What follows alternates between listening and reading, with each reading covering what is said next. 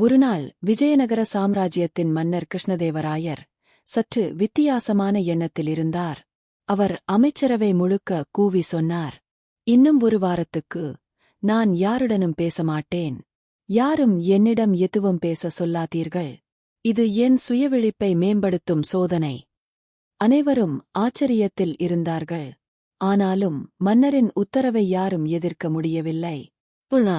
2 நாள் முன்னாள் மன்னர் ஏதோ கவலையோடு நடந்து கொண்டு இருந்தார். அரண்மனையில் இருந்த அனைவரும் தயக்கத்தில் மன்னரை சந்திக்கவே தயங்கினார்கள். ஏனென்றால் அவர் வார்த்தை கூட பேசல. முகம் எல்லாம் இறுக்கமாக ஏறிண்டது. இதை பார்த்த தெனாலிராமன் மன்னரின் மனநிலையை புரிந்து கொண்டார்.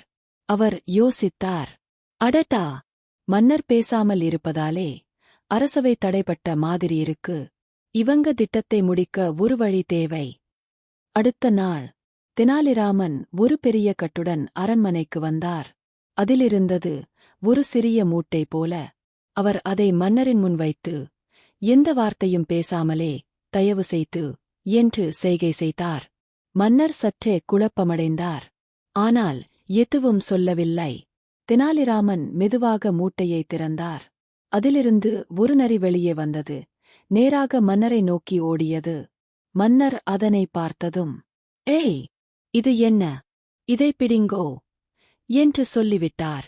அதே பொழுது தெனாலிராமன் கையில் ஒரு தட்டியும் ஒரு புன்னகையுமாய் சொன்னார், மன்னா, பேசாமல் இருக்க சோதனை போடலாம்னு நினைச்சீங்க. ஆனா உண்மையான சிக்கலா வந்தா உணர்ச்சி வெல்லும், மொழி தானாக வரும். அதனாலதான் அறிவும் நயமும் மிக முக்கியம் மன்னா. மன்னர் அதைக் கேட்டதும் சிரித்துவிட்டார்.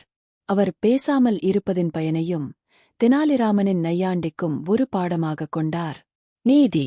சிக்கலிலிருந்து வெளியேறும் அறிவு முக்கியம். மனம் என்ன சொல்கிறது என்பதை உணர்ந்து செயல்படுவது சிறந்த தீர்வு. வீடியோ பார்த்ததற்கு நன்றி.